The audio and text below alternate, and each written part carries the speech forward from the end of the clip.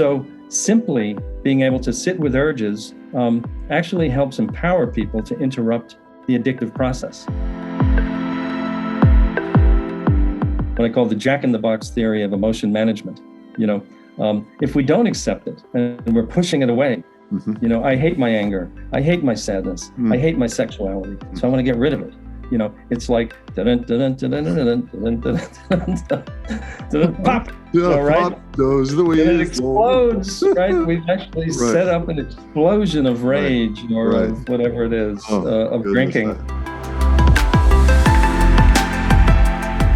This is the Mindfulness Experience podcast. My name is Keith Fifeson. In this show, we spoke with Dr. Andrew Tatarsky, who's the developer of the Integrative Harm Reduction Program, and he's the author of Harm Reduction Psychotherapy, a new treatment for drug and alcohol problems. He is the founder and the director of the Center for Optimal Living in New York City, which is a treatment and professional training center based on IHRP. I had a delightful time speaking with Andrew, who dropped a lot of knowledge and wisdom about IHRP, what it is and what it's not, and why psychedelics can be useful and how drugs can be used in a wise and mindful way to work with and realign trauma. I hope you enjoy the show.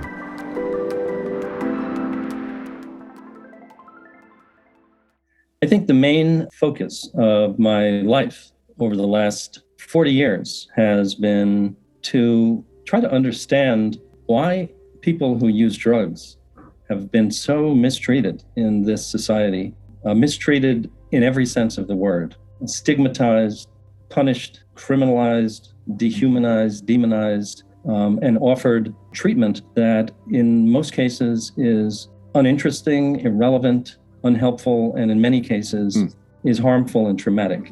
I've struggled with this question because of getting into the field at a very young age as a graduate student back in the 80s, and also because of some early experiences that I had in a traumatizing drug treatment program when I was 15 that I only many years later became aware of.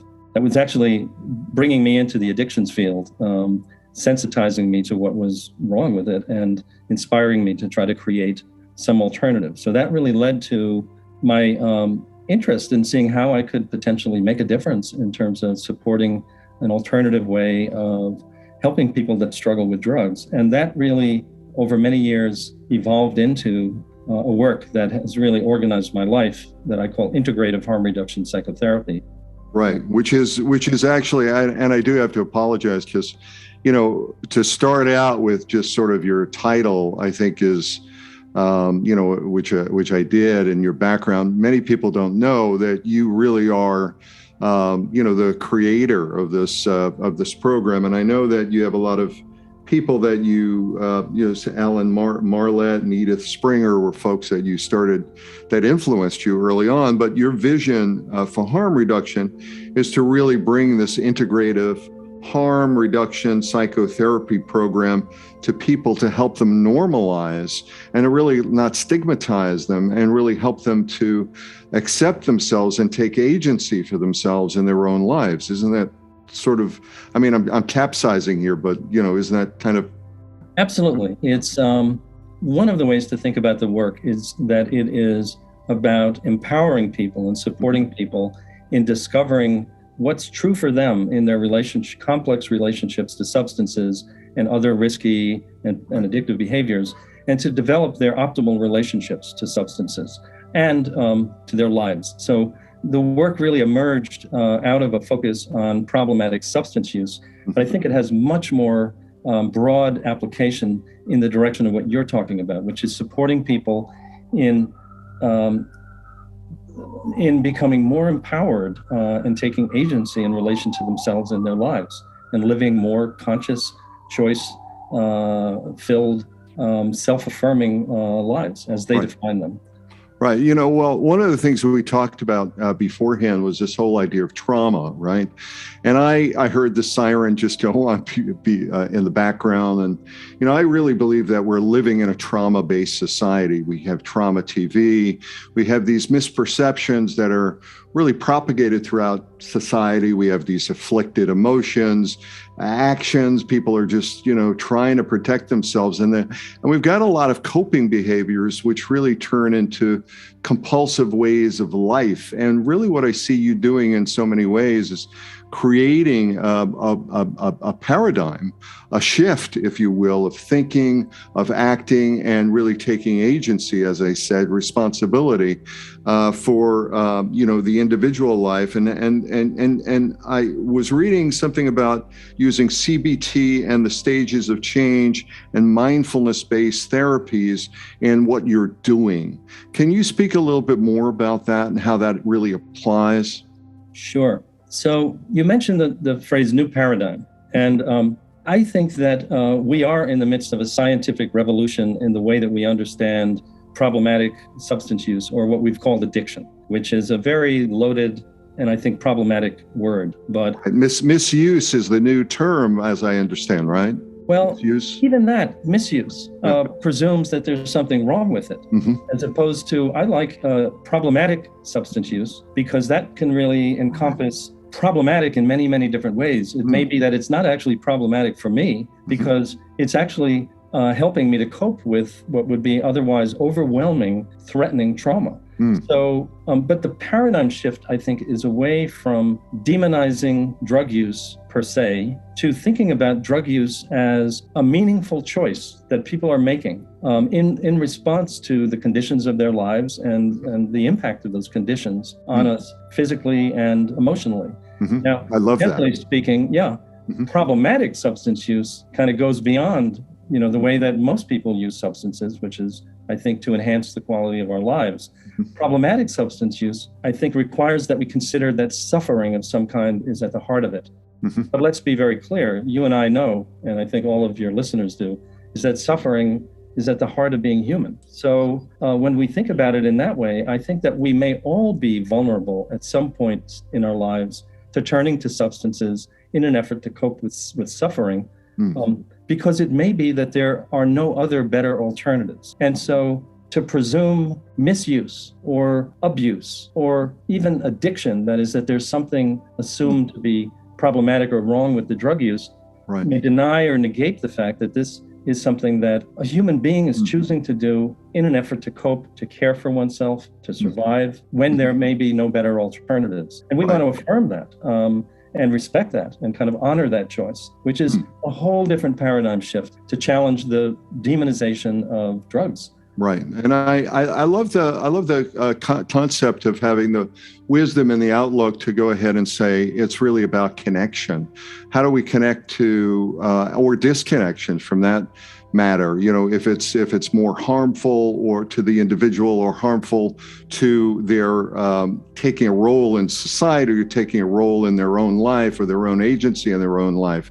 Whereas what you're talking about is the use in order to connect to, allow them to connect to, rather than having the trauma disconnect them from, using the substance as a way to connect to, as a way to open up or have a perspective of what it is that they're dealing with so that they can deal with it in another way. Is that fair enough? Yes, I think so. And I think that at some point that substances are multi-purpose tools. They can be used to connect with ourselves more deeply, to connect with others, to connect with the cosmos, or connect with some kind of mystical transpersonal experience. They can also be used to disconnect when the pain becomes too great. This is something that Gabor Mate said, and Gabor has been a trailblazer in inviting us to think about the connection between trauma and substance use, but also trauma and the crazy world that we live in, which contributes to our suffering. But he said something, and I'm paraphrasing, that when you see somebody who is struggling with their substance use, rather than calling them an addict, what if you think, this is a person that is suffering so greatly that they're turning to whatever they need to turn to in order to manage and reduce that suffering. Right. He's inviting us to have compassion for the humanity and the struggle. So, I love the Viktor Frankl quote around, within the gap, there is a choice, right? And I talk about in terms of, stimulus response, right? And then, we use mindfulness as a way to go ahead and increase that gap, or at least help the individual to have the gap. And then sometimes, what you're talking about is using substances as a way to bring more consciousness into the gap. As more consciousness or more awareness, because we all know, at least with certain drugs, certainly psychedelics, there's the ability to help rewire and connect the brain, the synapses, and the neurotransmitters within the brain to go ahead and fire and wire more awareness to experiences. Is that mindfulness as well? How does that play in with mindfulness? I'm just wondering from your view, as we start to take a look at, trauma and the ability to work with trauma. It's a big question. Well, we could go in 10 different directions. Yeah, I know. So let's see where to begin. First of all, I've often, the research supports in so many different ways the fact that I think it's fair to say the majority of problematic substance use, or people who struggle with problematic substance use, have trauma in their histories, either early developmental trauma or complex trauma or big T trauma. So implicit or explicit, but they've got trauma. Yeah. I've seen people at the age of 67 who never had substance use issues begin to get out of control or feel out of control with substances around an illness, an injury, the loss of the ability to run, the fact that aging begins to set in, as a result of the injury. People are more aware. So, but trauma seems to be very often at the heart of problematic substance use. But, we typically cope with trauma by dissociating. That is, it's too much. We have to stuff it. We have to get rid of it. And I say, you drink it, drug it, eat it, sex it, spend it, swipe left, swipe right. Whatever it is, get rid of it so that we can get up in the morning and get out and go to work, or we can function so that we don't fall apart. So very often, right on the other side of the urge to drink is trauma. But it's buried, it's dissociated. So what we call addiction, I've thought often, is an expression of dissociated parts of the self that we had to put aside in order to function, but that need a place to live and to express themselves, right? Now, there's meaning and function. So the substance has a meaning and function to keep trauma at bay, right? But also, interestingly, sometimes the urge to use can be where those traumatized parts actually live. I can connect to my sadness, my rage, my despair, when I'm using. So it's really a complex relationship. But where you went was, the things that we do that actually help us feel better over time become deeply ingrained as overlearned habits and through neuroplasticity, so that it's no longer just about meaning and function. Now, when we feel anxious, we go to the drink. So what gets conditioned, what you were talking about, is not just the drinking, but the urge. And that urge can feel overwhelming. Now, and then the behavior. So back to mindfulness, it seems to me, if we can support people and strengthen their capacity to become aware of the urge and to sit with the urge and develop the capacity to tolerate the distress of the urge through awareness, acceptance, curiosity, and breath. Exactly what mindfulness is all about. Bringing mindfulness to the urge allows that space that you were talking about. We can put a little pause around the urge, calm down the intensity of the feeling, and then we can think. So mindfulness enables people to short circuit that addictive process of, I feel anxious, I need a drink, I drink. I feel anxious, I feel the urge for a drink, I surf it. That's Ellen Marlett's term, surfing the urge. Now I can think instead of drink. So we're bringing awareness to what had become what another mindfulness colleague calls, the zombie response, which is just autopilot, no thinking. Now, full circle to psychedelics.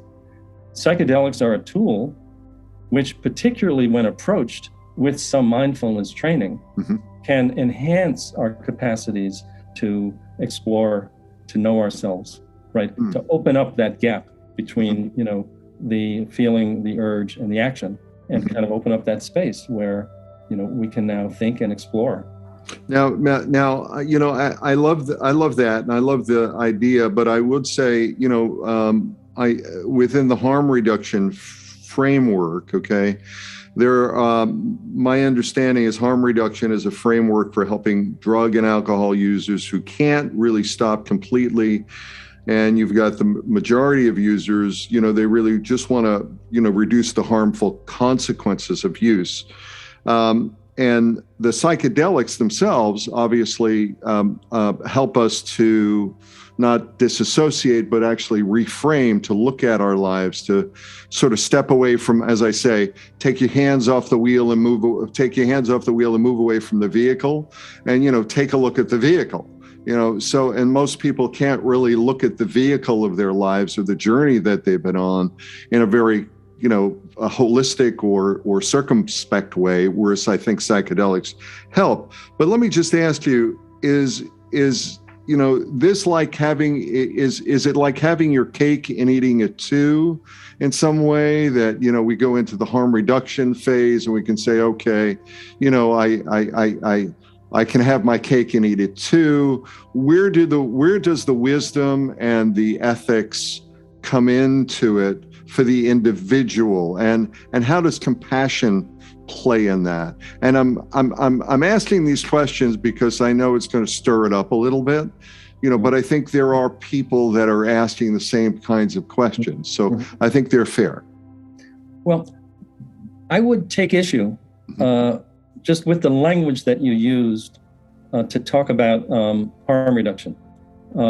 I would say that in my experience, and I would ask you and others to reflect on this, maybe you disagree, but the majority of the people at the point that they become concerned about their use are not thinking about stopping, and maybe considering stopping, but are nowhere near ready to stop.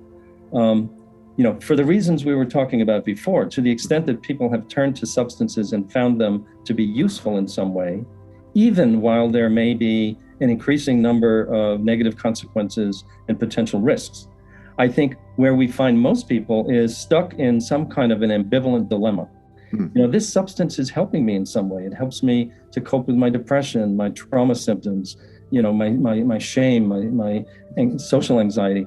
And yet then I tend to go overboard sometimes, and I make a real fool of myself, and I get myself in real hot water, and sometimes it's near catastrophe, right? But I'm caught. I'm caught. I don't know how to get to resolve this dilemma. That's where I think most people are when they want help. And traditional abstinence-based approaches have said, well, if you're ready to start working on stopping, we can talk to you. If not, come back when you're ready. Right. A harm reduction framework says, come on in, wherever you're ready to begin looking at this and thinking about this and trying to figure it out. We welcome you. We invite you. And we can partner. We meet you where you're at. Yeah, we'll meet you where you're at. But where you're at is not, we're going to help you moderate. We're going to help you figure out what is your healthiest, most self-affirming relationship to substances. So that what will come out of the process, we hope, or we wish to support people in, is determining whether safe use, moderate use, or abstinence is really the best choice for people. What occurred to me one day is, we don't need to know the destination to begin the journey. And just to make a little aside, Alcoholics Anonymous and the 12-step programs don't require abstinence. They say just the willingness. The willingness, or the desire. Right. So one might have the desire to abstain along with the desire to keep using, and that's where we'll meet you. Right. I love this, and I hear you, and it sounds to me like what you're doing is you're basically allowing the individual to create space. When you don't have space and you feel like you're stuck in a closet or you have nowhere to go, then there are really no alternatives. You said in an article in the Psychotherapy Networker that for many people, the drug use has served as a function that's vital in their psychic survival. It's a meaningful response to the psychological impact of the conditions of which they live. And I thought that was really very, very powerful. You have further said that, we must meet them as therapists and not push abstinence, that they have attachment wounds and traumas. And I think that's exactly what I hear. So the role of psychedelics or harm reduction is to give them space. And then the new role of psychedelics is to help them to get some perspective. Is that fair? Is that what we're looking at now with psychedelics and how they're being used? I think so. I think psychedelic assisted therapy, and I think many people have the experience with ceremonial use of psychedelics in the right container, in the right set and setting, going into it with an openness, a curiosity, maybe a mindfulness practice, or, that can help people kind of set the intention and ground themselves in the right setting, that is with support of others, whether a guide, a therapist, or a group, right? Can help relax people's defenses. I mean, that's however that happens, and there are different theories about it, but we know that psychedelics can support the relaxing of defenses, that is, those ways in which we keep ourselves cut off from ourselves, right? And therefore can facilitate a kind of introspection, a profound curiosity. So that's within. That's beautiful. Because this interoception, the ability to go inside, and from an ego place where, the iceberg analogy, we're operating on the ego at the on the top side of the iceberg, but below the surface, there's so much more in our subconscious level. So what I hear you saying is creating that safe space allows the ego to let go, allows you to go ahead and go into the subconscious realms and then deal with some traumas or some issues that might be causing wrinkles in our attitudes or the way we're operating above ground. Yeah, absolutely. And I think this is becoming more and more clear in the psychedelic community that the medicine is not the magic. The medicine is a tool, and the medicine can be a very powerful facilitating, tool that can catapult people forward in their growth.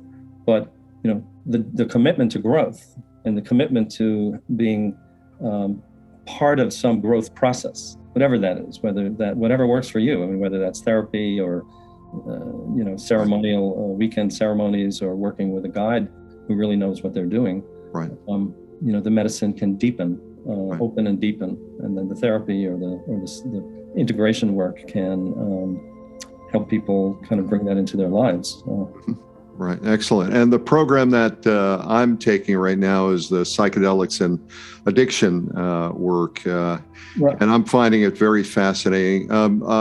Maybe, we've got certainly more weeks that are ahead of us. I think we've got maybe 3 or 4 weeks ahead of us. Yeah. Can you just speak to that for a moment? I know you created it internally, and then there's a lot of demand for it externally. So yes. So, the integrative harm reduction psychotherapy work emerged out of working with people with problematic relationships to substances.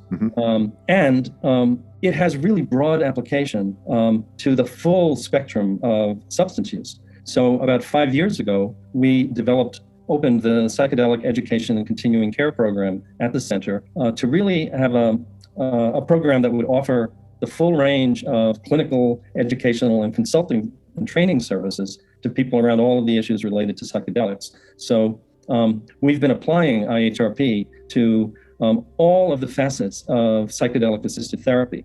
We see it as really a great frame for supporting people in thinking through whether they should be pursuing psychedelics, thinking through how to negotiate kind of the potential risks there. And if they are using psychedelics in different settings, this work also informs the integration and the ongoing therapy process. But so in the context of that program, we have done a number of workshops and webinar series geared toward the public and professionals. So the program that you're involved with is an 8-week webinar series. I have to give kudos and credit to Juliana Mulligan, who is our coordinator of that psychedelic program. She really spearheaded putting together this amazing, awesome 8-week series with 30 presenters on all of these different aspects of psychedelic assisted therapy, from legal to ethics to politics to the proper use to preparation to integration, talking about different substances. So I believe in that 8-week series, we still have 5 left. This coming Friday, we have 1 and then 4 more weeks.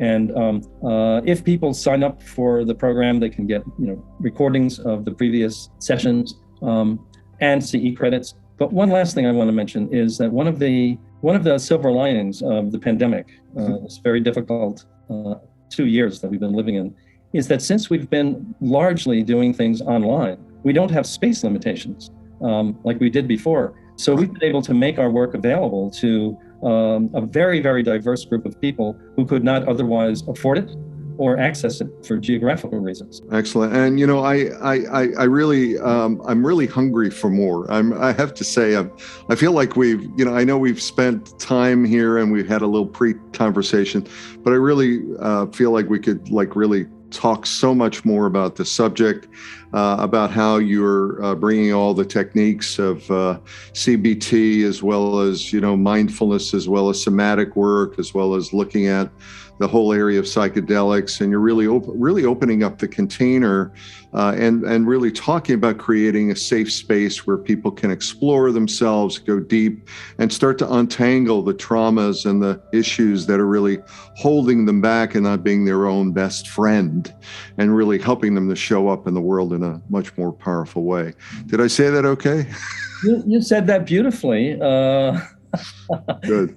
Clearly, you and I have been sort of circling around the same territory, the same waters, the same ideas with many of the same teachers. And it's been a beautiful thing, kind of getting to know you and exchange ideas. And, clearly we have a lot of common interests to talk about. And now, come here, before you go, I have one last question for you, if it's okay.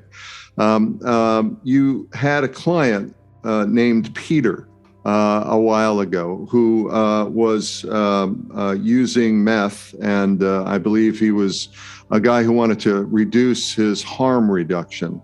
And you taught him mindfulness and some breathing techniques to help him ride or urge surf. Can you explain what that is about, just for our listeners? Because I'd like to leave them with maybe a little bit of an idea as to how they might use those breathing techniques for their own lives. Sure. Thank you for that question. That's a wonderful question. And Peter's a lovely guy. 4 years later, we're still working together, and he's doing really well. If people are interested in learning more about IHRP and about Peter's story, they can Google the challenge of harm reduction at the Psychotherapy Networker. That was a piece that I did in 2019 about really introducing the psychotherapy world to this work. That's a beautiful article. Definitely recommend they do that. Thank you. I should say that the late editor, Rich Simon, who unfortunately passed away recently, helped me to create that piece. He was a very, very tough editor, and we tangled, and he really said, get down in the trenches. What's it like working with people that are actively engaged in highly risky behavior? Come on, Andrew, that's not easy work.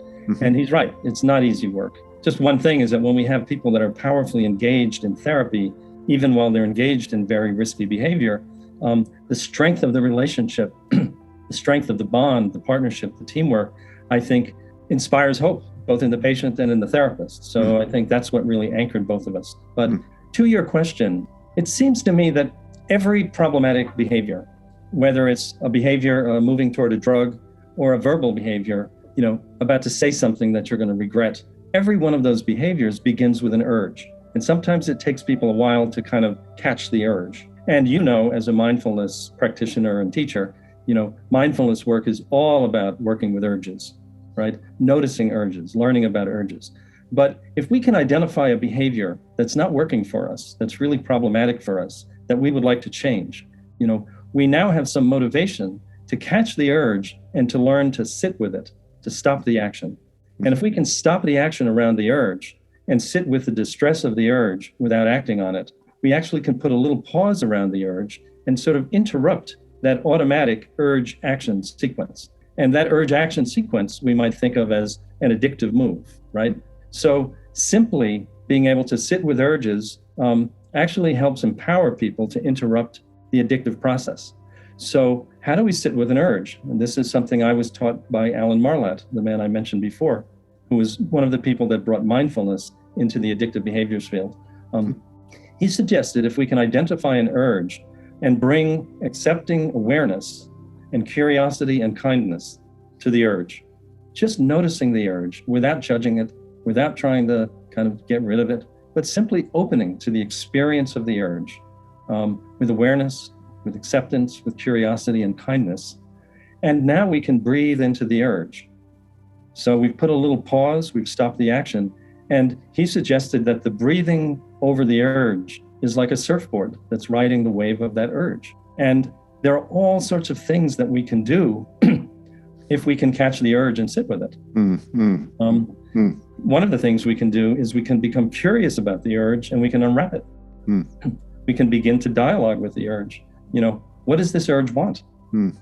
Is there a part of me that's living in this urge?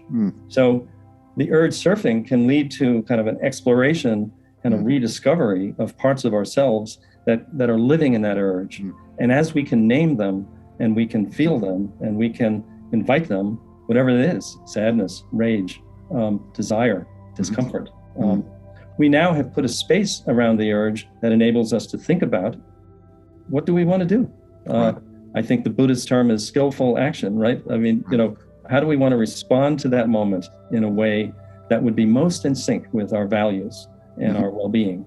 I really love that. And, in the wings of mindfulness are compassion and wisdom. And I love the idea of this, surfing the urge and thinking about what's underneath the wave, right? And, what you're doing is you're saying, okay, bring the awareness, bring the acceptance, bring the curiosity, and bring this area of kindness to it so you can go ahead and look underneath it rather than letting it sweep over you and acting, crashing into the shore and having potentially a harmful consequence. Yeah, and one of my teachers, Ronald Siegel, who for me, I'm a little bit of a simpleton, he defined mindfulness as awareness with acceptance, which I find is just simple and what it is. Just, we don't have to love it, we don't have to like it, but if we can accept it and not be in battle with it, it now becomes possible to think about. Right. So we're not crashing, but I also want to share one last thing. I have this, what I call the jack-in-the-box theory of emotion management. If we don't accept it and we're pushing it away, I hate my anger, I hate my sadness, I hate my sexuality, so I want to get rid of it. It's like